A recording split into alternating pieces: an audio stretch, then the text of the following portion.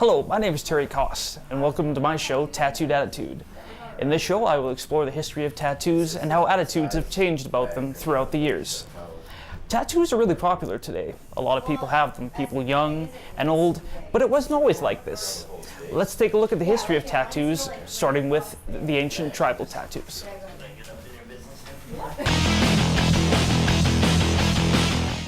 Tattooing has been around for thousands of years, going back to the Egyptian and Paleolithic eras. I mean, you got Egyptian kings, mummies and things with tattoos. Yeah. It's always been around.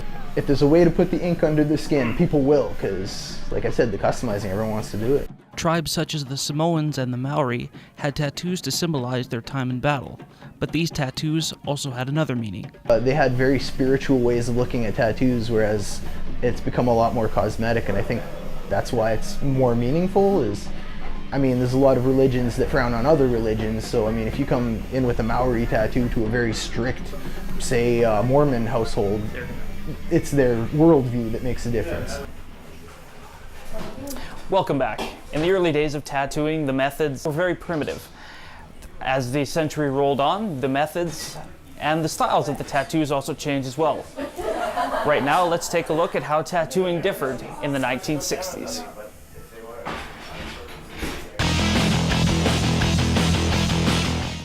Tattooing had come a long way from the tribal days to the 1960s, especially the tools that were used.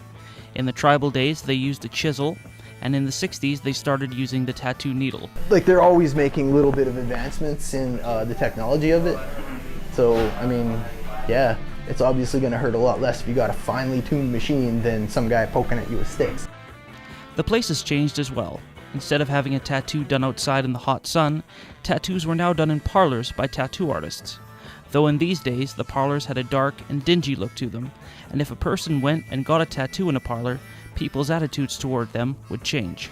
When you think back to I think the Bowery, they called it, in New York, all the underground old school scene, it's not like that anymore. Like people, like I said, people bring in their 50-year-old mother and she's like, oh, this is a nice place.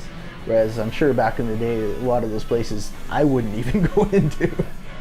The kind of people who got tattoos in this time were bikers or sailors coming back from leave. So this gave tattoos a bad reputation just because of the people that had them. An ordinary person wouldn't look underneath the ink and realize that a person with a tattoo maybe wasn't that bad. Welcome back. As we've seen in the 1960s, the methods and the ways of making tattoos have changed. Though in the 1960s, anybody who had a tattoo was considered to be a bad person. People really didn't look underneath the skin to see the true person inside. As we move forward in the evolution of tattooing, more things have changed. The places where people get tattoos have become cleaner, brighter, and more people want to have them done. So right now, let's take a look at the evolution of tattoos in the modern day.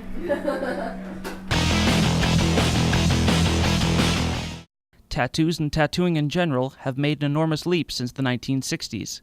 The parlors of the 60s are now a lot cleaner inside. The artists wear gloves, and everything is clean and sanitized.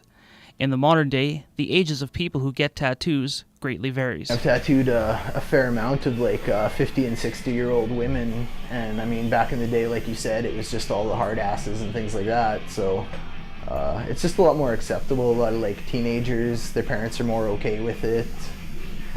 Times have kind of changed. Basically, yeah. And one of the things I think, like I said, the TV shows made a huge difference, because all of a sudden there's a bunch of little teenagers that never would have thought about it, but now they see it on TV and they're like, me too. Tattooing has come a long way in its history. It started in the back and has moved its way forward into the mainstream of popular culture. People's attitudes towards this unique art form have changed as well. We're just kind of growing up a little bit as a species, becoming more enlightened, I guess. Stop bickering over the pointless things like, oh, you've got a flower on your shoulder, you must be a bad guy. Well, I hope you enjoyed my little journey through the history of tattooing. I hope I've opened your eyes and show you that tattooing really isn't as bad as people think it is. That's all the time I have for today. Thanks for watching.